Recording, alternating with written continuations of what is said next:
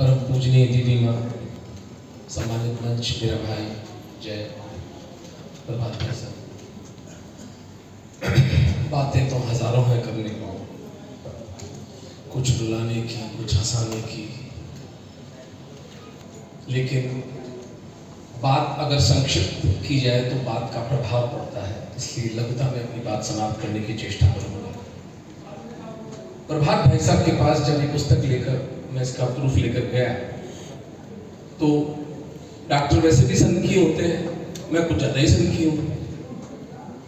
ये पता चुका है कि पागल तो होते ही हैं, क्योंकि मेरी पत्नी ने जब 15 साल पहले पाकिस्तानी हिंदुओं के साथ काम करने शुरू किया तो उसने कहा 1 मिनट, वो भी डॉक्टर है, शी इज अ रेडियोलॉजिस्ट, उसने कहा 1 मिनट तुम पाकिस्तान से हिंदू निकालोगे, कैसे निकालोगे?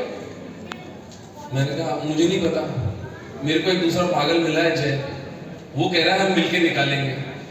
उस दिन मेरे परिवार ने एक तरह से मेरी तिलांजलि कि आदमी गया, लोकार्पण हो गया।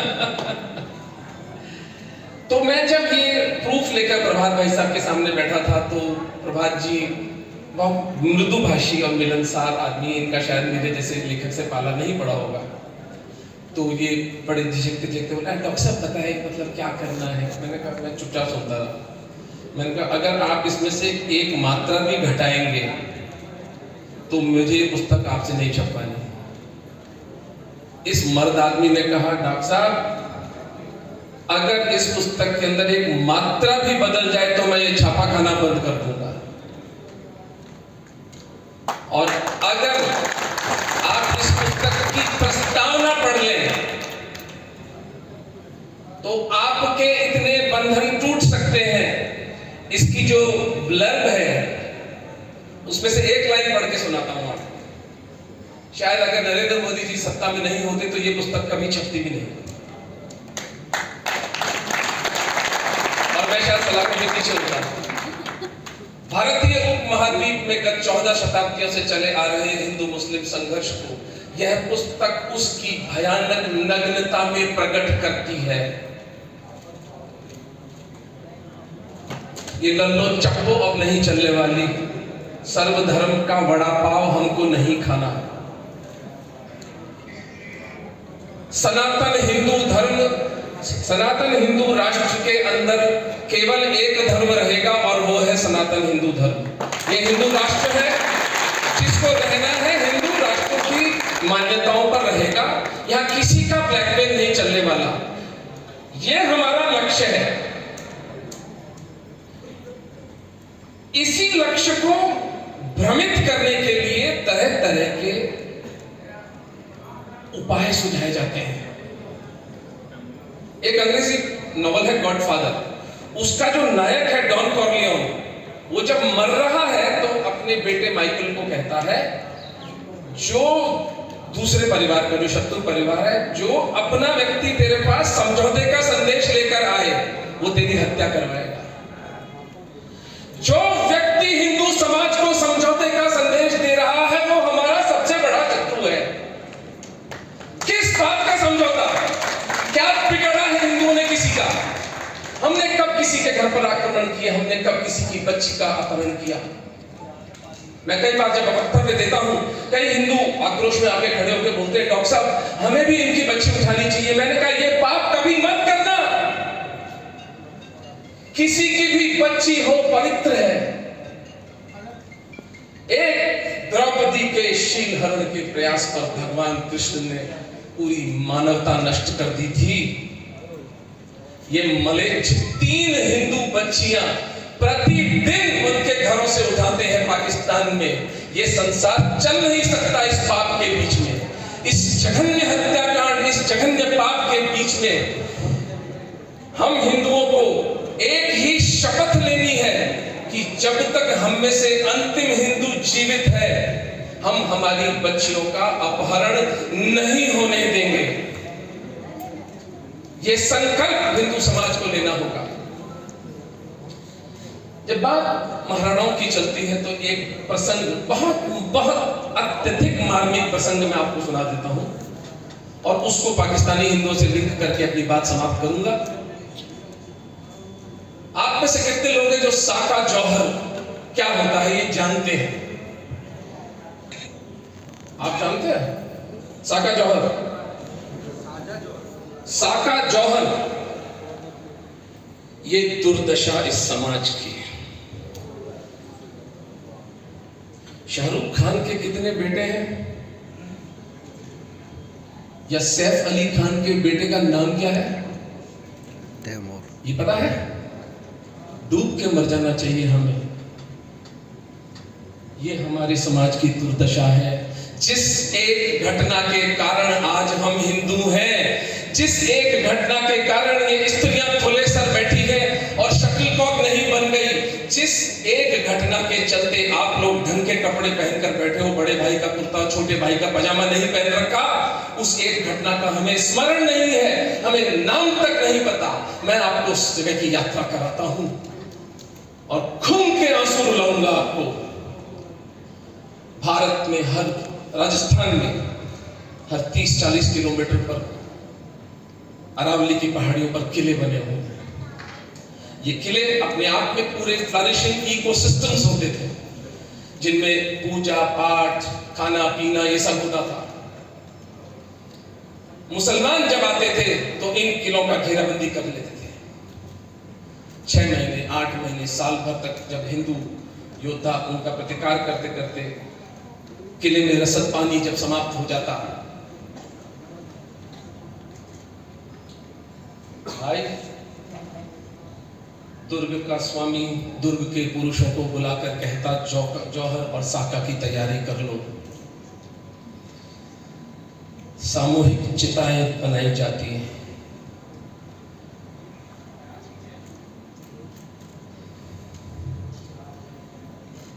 अपनी बूढ़ी मां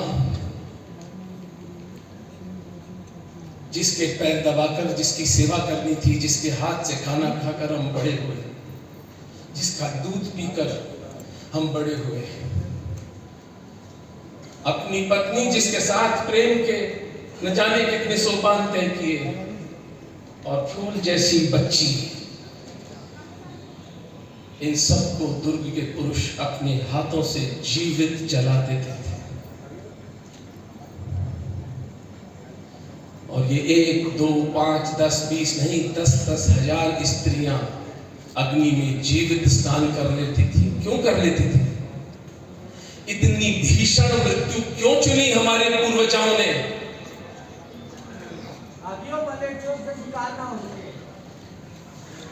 हमारे पूर्वजों को पता था कि उनके मरे हुए शरीर के साथ भी यौनाचार होगा। इसको अंग्रेजी में नेक्रोफिलिया कहा जाता है। उसको पूरा एक पन्ना लिखा है इस पुस्तक में मैंने। आज की हमारी स्त्रियों को नहीं पता, जब हर इंफॉर्मेशन एक अंगूठे पर अवेलेबल है। उन देवी तुल्य महिलाओं ने 10-10 हजार की संख्या में अपने शरीर को राख कर दिया। मैं उस बाप की दशा सोचता हूं जिसने अपनी बेटी को जीवित जलाया होगा। उसकी प्रश्न सूचक दृष्टि को उसने कैसे झेला होगा कि बाबा आप ये क्या कर रहे हैं मेरे साथ? उसकी चीखें उसने कैसे सही होंगी? ये प्रश्न मुझे सोने नहीं देता। और उस घटना का स्मरण नहीं है हिंदू समाज को। वामपंथी अपनी चाल में जबरदस्त कामयाब हुए, ये मानना पड़ेगा। जिस एक घटना के कारण हम हिंदू हैं, उस घटना का नाम हमें नहीं पता। पुरुष अपनी स्त्रियों को राख होते देखकर सुबह उस चिता को अपने शरीर पर, उस राख को अपने शरीर पर मलकर दुर्ग का द्वार खोल देते और जितने मुसलमानों को मार सकते मार डालते और फिर वीर गति को प्राप्त हो जाते। उसे साका कहा जाता था। राजस्थान में 1 दर्जन ऐसे बड़े साका जौहर हुए। आपको पता है मैं क्यों कह रहा हूं साका जौहर के कारण हम हिंदू हैं? कल्पना कीजिए कि उन रानियों का शरीर अगर मलेच्छों ने मेवाड़ की सड़कों पर भ्रष्ट किया होता, क्या हौसला रह जाता मेवाड़ की जनता का। और दूसरी तरफ मेवाड़ की जनता ने चित्तौड़ के किले से उठती उस काली मौत के धुआं को देखा और कहा हमारी रानियां जल गई। अब इन मलेच्छों के आगे हम समर्पण नहीं करेंगे। 1000 साल तक मेवाड़ अकेला मुसलमानों से लड़ता रहा और जीतता रहा।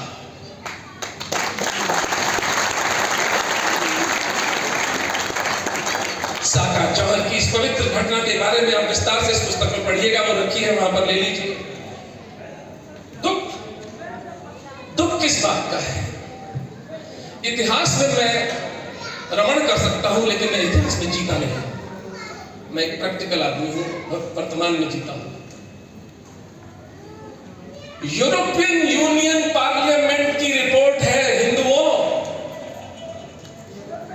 कि 3 हिंदू सिख बच्चियां प्रतिदिन उनके घर से उठाकर पूरा गांव उन बच्चियों का बलात्कार करता है। इन बेचारे हिंदुओं का साका जौहर तो आज चल रहा है। ये लांछन हम पर है। मुझसे कई बार लोग कहते हैं कि आप बड़ा पुण्य का काम कर रहे हैं, आप बड़ा महान काम कर रहे हैं, इनको हिंदुओं को बचा रहे हैं। मैं पूछा, मैं बचा रहा हूं? मेरे सड़े गले साधारण से जीवन में अगर थोड़ी सुगंध आती है तो इन पाकिस्तानी हिंदुओं के कारण आई है। मैंने इन्हें कब बचाया? इन्होंने मुझे बचाया है। मैं वानप्रस्थ में हूं, 54 साल का हूं। वन की ओर प्रस्थान, जीवन का ऐसा कौन सा सुख है जो मैंने नहीं भोगा? और उस सुख को भोगने के बाद अगर मेरे अंदर ये संकल्प नहीं जगा कि मेरी आने वाली पीढ़ी को भी यही स्वतंत्रता, यही सुख और यही सत्य सनातन हिंदू धर्म देकर जाऊंगा, तो फिर मेरे जीवन का क्या प्रयोजन है? और जो मैं बात मूल विषय की है कि आपका it is your existence which is at stake. जलते घर को देखने वालों, उसका छप्पर आपका है, उसके पीछे तेज हवा है, आगे मुकद्दर आपका है। उसके कत्ल पर मैं भी छुपता, मेरा नंबर अब आया। मेरे कत्ल पर आप भी छुपो, अगला नंबर आपका है।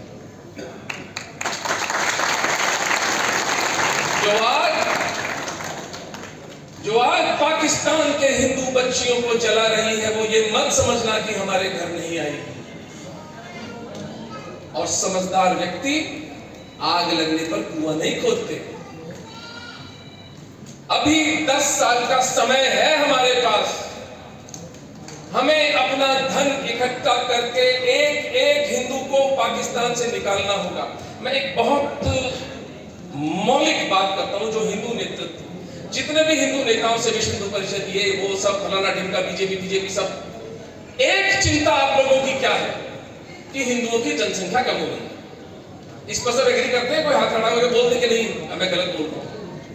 नहीं, हाथ तब खड़ा करें जो माने कि मैं गलत बोल रहा हूं। आप सब सहमत हैं, राइट? आप मुझे बताएं, आपकी हिंदुओं की जनसंख्या कम होने का समाधान क्या है? आप जरा अपने बच्चे से बोलिए, जरा एक बच्चा एक्स्ट्रा पैदा करे, घर छोड़ देगा। 1 करोड़ हिंदू पाकिस्तान का, 1.5 करोड़ हिंदू बांग्लादेश का। इसीलिए सिटीजनशिप अमेंडमेंट एक्ट एक सभ्यतागत कदम था जो मोदी जी ने उठाया था, जिसके लिए हमको उनके चरणामृत पीना चाहिए। वो सभ्यतागत कदम था कि 2.5 करोड़ हिंदुओं को यदि हम भारत में ले आते हैं तो हमारा पॉपुलेशन एक लेवल तक स्टेबलाइज हो जाएगा। लेकिन मलेच्छों ने शाहीन बाग बिठाए, हिंदू समाज ने क्या किया? मैं चुनौती देता हूं, आप जरा सड़क पर जाकर किसी भी युवा से पूछ ले सिटीजनशिप अमेंडमेंट एक्ट क्या है, वो गंदे उछलेंगे, I don't know, I really don't know. अगर 2.5 करोड़ हिंदुओं को हम भारत में ले आते हैं तो हमारे पास 10 साल की स्टेबिलिटी हो जाएगी। अब आप मुझे बताइए, इससे अधिक महत्वपूर्ण कोई विषय है हमारे लिए? ये जीवन और मरण का प्रश्न है हमारे लिए। और उसके बीच में आपके बिजनेसेस, आपकी लाइफस्टाइल, आपके बच्चों की शादियां, आपकी प्रॉपर्टियां, आपके बैंक बैलेंस, आपके स्टॉक मार्केट का इन्वेस्टमेंट आपको नहीं बचाएगा। मैं ऐसे डॉक्टर को जानता हूं पाकिस्तान से जो आया था, जिसके पास बोरियों में रुपया भरा पड़ा है, अभी भी पड़ा है। उसकी बच्ची को उसके फिजिक्स के टीचर ने मुसलमान बना दिया। रातों रात बेचारा बेटी को लेकर भारत आ गया। आज तक वो पैसा वहां से नहीं निकाल पाया। बचाता कौन है? बचाता समाज है। अगर हमारे नंबर्स कम हो जाएंगे, हमारे मंदिरों, हमारे मठों का क्या होने वाला है? इसलिए मेरे जीवन का परम सौभाग्य उस दिन फलित हुआ। मैं 12-13 वर्षों से, मैंने कहा ना, हम तो पागल लगे हुए। शेखर रेड्डी फोर्ट लॉडरडेल से मुझे फोन करते हैं, दीदी मैं जयपुर आई हुई है, उमेंद्र भाई जाके मिलो यार उनसे। मेरी एक ही शर्त होती है जब मैं किसी भी संत के दर्शन करने जाता हूं, कि मुझे व्यक्तिगत 1 घंटे के लिए सुन लें। दीदी माँ 1 घंटे तक, दीदी माँ ने मुझे पूरी मेरी भड़ास निकल गई। और कोई कारण है, कोई प्रज्ञावान आदमी होगा जिसने इनका नाम दीदी माँ रखा है। एक बड़ी बहन, हमारे घरों में तो बड़ी बहन जब माँ बाप मर जाते थे तो पालती थी अपने छोटे भाई को। मुझे तो भगवान ने बहन दी नहीं, लेकिन मुझे साक्षात बहन अपनी दीदी माँ में दिखाई देती है। और ये कोई भावुकता की बात नहीं कर रहा मैं। शायद मेरी जैविक बहन भी होती तो क्या इतना प्रेम मुझे मिलता। और इन अभागे हिंदुओं के लिए तो ये मां स्वरूप आई है। जितना मैं और जय पिछले 12 वर्षों में नहीं कर पाए, वो दीदी माँ के हमारे आंदोलन के साथ जुड़ने के कारण पिछले 6 महीने में घटित हो गया। ये होता है संत का तेज, ये है हिंदू धर्म की असली ऊर्जा, ये है असली हिंदू धर्म का कमाल। तो दीदी माँ शब्द नहीं है कहने को, बस आपका आशीर्वाद बना रहे, समाज में जागृति आती रहे। आप अपने हर मंच से, हर कथा से पाकिस्तानी हिंदुओं का दुख दर्द इस समाज को बताती रहे, क्योंकि समाज ही हमारी अंतिम आशा बनी है। बात समाप्त कर रहा हूं। अभी 1 माह पूर्व में ऑपरेशन कर रहा था अपने ओटी में, बृहस्पतिवार का दिन था। मेरे पास भागचंद का फोन आता है। भागचंद जी हैं? अच्छा। तो चिल्लाते चिल्लाते, वो हमारे जोधपुर के कोऑर्डिनेटर हैं, तो बोलते हैं कि डॉक्टर साहब हमारे घर तोड़े जा रहे हैं। मैंने कहा कौन तोड़ रहा है? कि सरकार तोड़ रही है। मैं कहा मैं इस वक्त ऑपरेशन कर रहा हूं, मैं शाम की ट्रेन पकड़ के आता हूं, कुछ करता हूं, या दिन की जो 1 बजे की फ्लाइट है वो पकड़ूंगा। मैं और जय फ्लाइट पकड़ के गए, 70 हिंदुओं के घर तोड़ डाले। उसके 5-7 दिन बाद जैसलमेर में 80 लोगों के घर तोड़ डाले हिंदुओं के। 1-1 दिन की बच्ची, वो सारे वीडियोस आपको मेरी टाइमलाइन पर मिल जाएंगे। मैं ये निवेदन कर रहा हूं कि आज ये समाज यहां पर पाकिस्तानी है और पाकिस्तान में काफिर है। इनका दोष इतना सा है कि इन्होंने एक हिंदू धर्म में जन्म लिया है, और इनकी महानता यह है कि इतना कष्ट, इतना दुख, इतनी पीड़ा, इतना अपमान, इतनी असुरक्षा सहने के बाद भी ये सत्य सनातन हिंदू धर्म का साथ नहीं छोड़ते।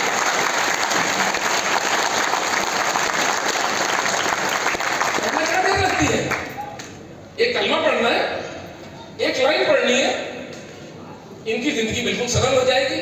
लेकिन ये महापुरुष है, इसलिए मैं कहता हूं हमने इनको नहीं बचाया, इन्होंने हमें बचाया।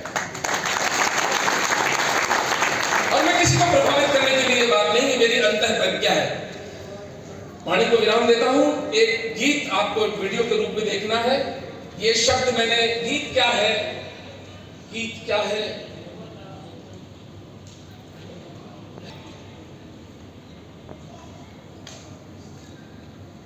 आज अगर मेरी बेटी को उसकी इच्छा के खिलाफ कोई हाथ लगाए, मैं उसकी आंतें निकाल दूंगा। देखी जाएगी कोर्ट कचहरी। लेकिन पाकिस्तान के हिंदू बाप के पास तो यह विकल्प भी नहीं है।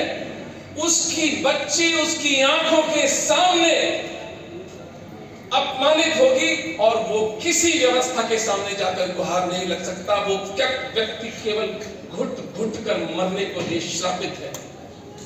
इन लाइनों में मैंने एक लाइन लिखी है जिस पर दीदी माँ का और आप सबका मैं आकर्षण चाहूंगा, जो शायद तीसरे पैराग्राफ में आती है।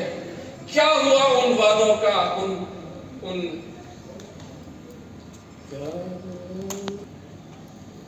क्योंकि कृष्ण तो कहते गए थे ना कि यदा यदा ही धर्मस्य ग्लानिर्भवति भारत अभ्युत्थानम धर्मस्य तदात्मानं सजाम्यहम् परित्राणाय साधूनां विनाशाय च दुष्कृतां धर्म संस्थापनार्थाय संभवामि युगे युगे। इससे बड़ा क्या संकट होगा हे कान्हा? फूल जैसी बच्चियां लुट रही हैं, कब आओगे आप हमें बचाने? ये प्रश्न मैं उस तीसरे पैराग्राफ में उठाता हूं। प्लीज वो उसको प्ले कर दे।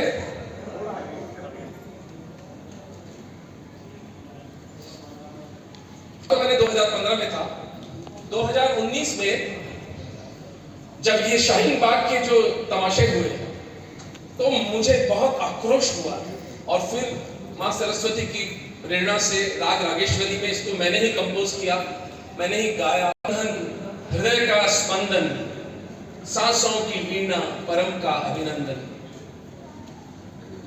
निर्दोष तेरा अस्तित्व रहे। एक पाकिस्तानी हिंदू सिख बाप क्या कह रहा है? निर्दोष तेरा अस्तित्व रहे, स्थायी तेरा सतीत्व रहे।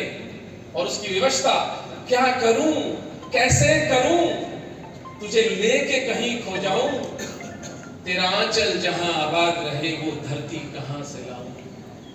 इन मलेच्छों ने इस हिंदुओं के लिए धरती कम कर दी है, कभी इन्हें क्षमा नहीं किया जाएगा। एक एक बच्ची का प्रतिकार लिया जाएगा, ये महादेव की सौगंध है। भाईचारा तो ये बोलता है कि देख लो साहब भाईचारा की दुर्दशा हमारी। हमारे सबसे बड़े गुरु नानक जी के ननकाना साहब गुरुद्वारा के मुख्य ग्रंथी मोहन सिंह की बेटी जगजीत कौर को दुनिया की आंखों के सामने किडनैप करके कलमा पढ़ाया गया, और ये नपुंसक समाज खड़ा खड़ा देखता रहा। अगर आपको खालिस्तान का नैरेटिव पंक्चर करना है तो इससे बड़ा क्या अवसर हो सकता है आपके लिए कि आप उन्हें बताएं कि पाकिस्तान के 30,000 सिखों की क्या दुर्दशा कर रखी है उस समाज में। दूसरा नैरेटिव चलता है मीम भीम का, मुस्लिम दलित एकता। 90% जो हिंदू निकल कर आ रहे हैं ये दलित तथा कथित दलित समाज के हैं। मैं तो दलित कहता ही नहीं हूं, मैं इनको सहोदर कहता हूं। ये मेरी ही मां के पेट से जन्मे मेरे भाई हैं। मैं कोई दलित नहीं मानता, मैं नाम से मैंने सुना है। तो ये सहोदर समाज है। कहां गई दलित मुस्लिम एकता? कोई ओड़ है, कोई मेघवाल है, कोई भील शेड्यूल ट्राइब्स, कोई कोड़ी।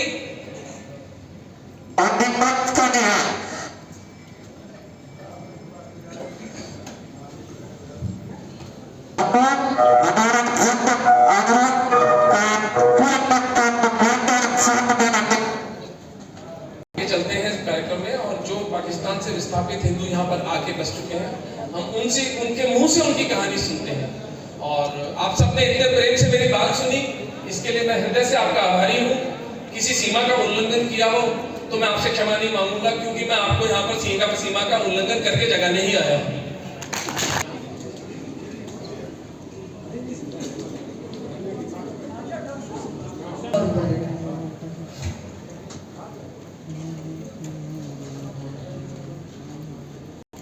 पूज्य दीदी माँ जी लगातार अनवरत वर्षों से हमको जगा रहे हैं। मेरा निवेदन है कि आज ये आवाजें मंच से हमको मिली है। एक बार पुनः जोरदार ताली के साथ श्री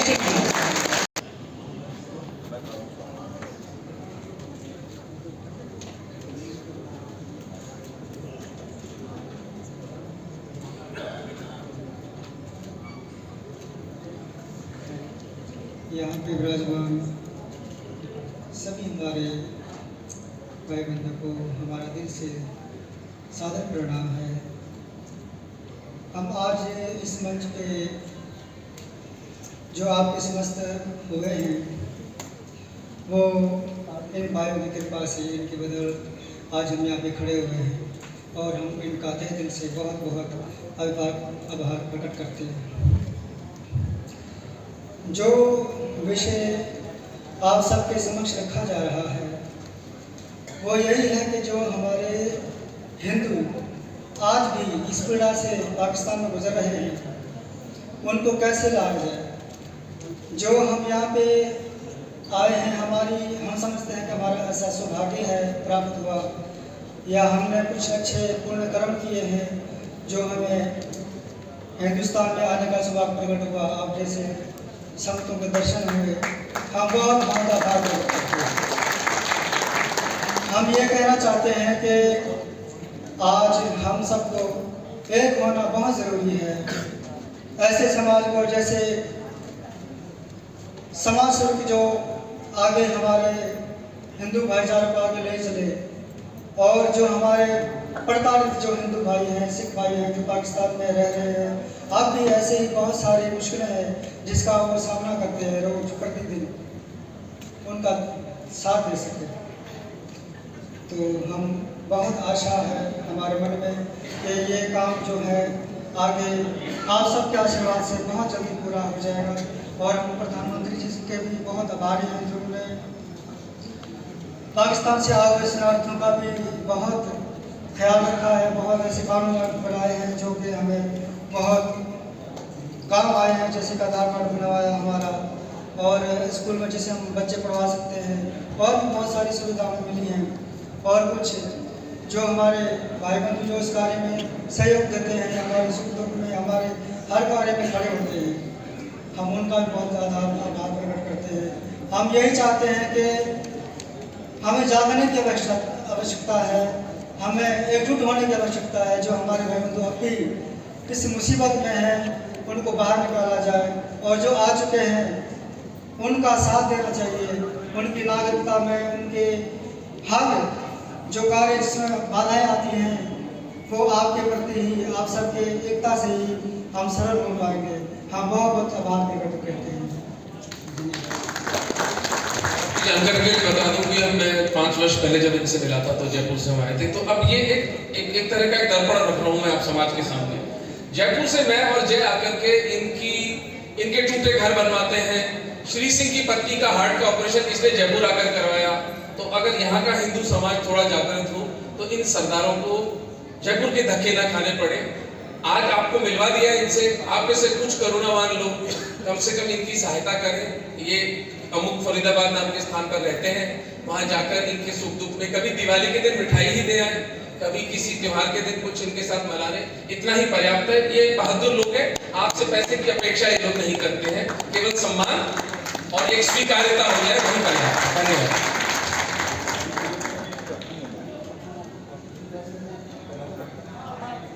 हमारे बीच में श्रीचंद कामरा जी भी हैं जिनको हम थोड़ा सा सुनेंगे और साथ ही साथ पूज्य दीदी माँ जी ने इनको बहुत सुंदर नाम दिया।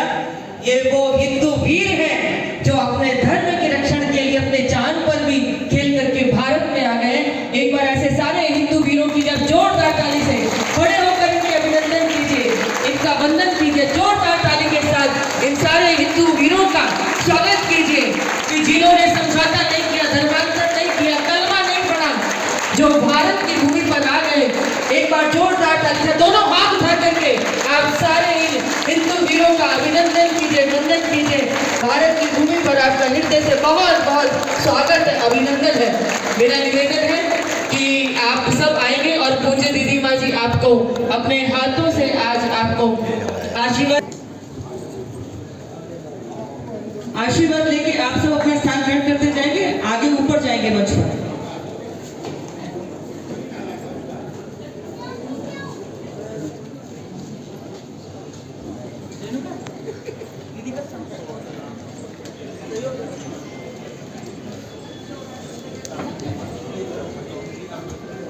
एक बार पुनः आपसे अपेक्षा की जोरदार ताली के साथ आप इन सभी हिंदू वीरों का स्वागत और उनका हौसला बढ़ाएंगे।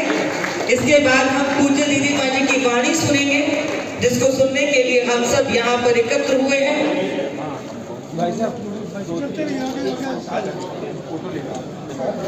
हमारे बीच में यहाँ पर दिनेश जी भी उपस्थित हैं जो यहाँ विभाग कार्यवाह हैं, उनका भी अभिनंदन है। और हमारे बीच में प्रमोद गुप्ता जी जो यहाँ SDM हैं, उनका भी स्वागत है। हमारे हिंदू वीर भाई बहन पूज्य दीदी माँ जी से आशीर्वाद लेकर अपना स्थान ग्रहण करते चलेंगे।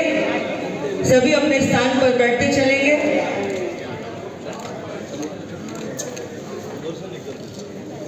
एक मिनट के लिए खड़े एक बार आप सब लोग रुक जाओ, खड़े हो जाए सब।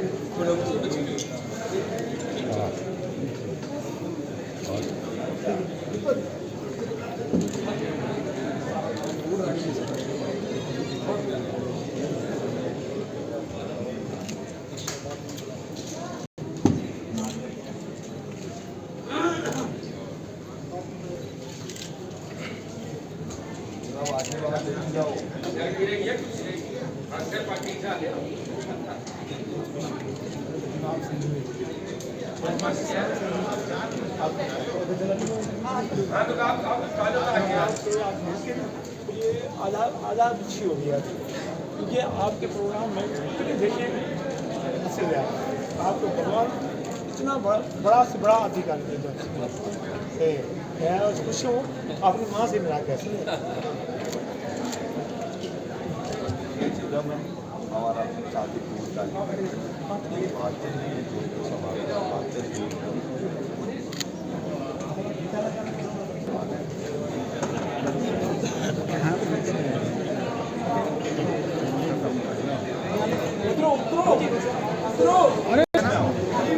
बैठ जाते हैं आप बैठ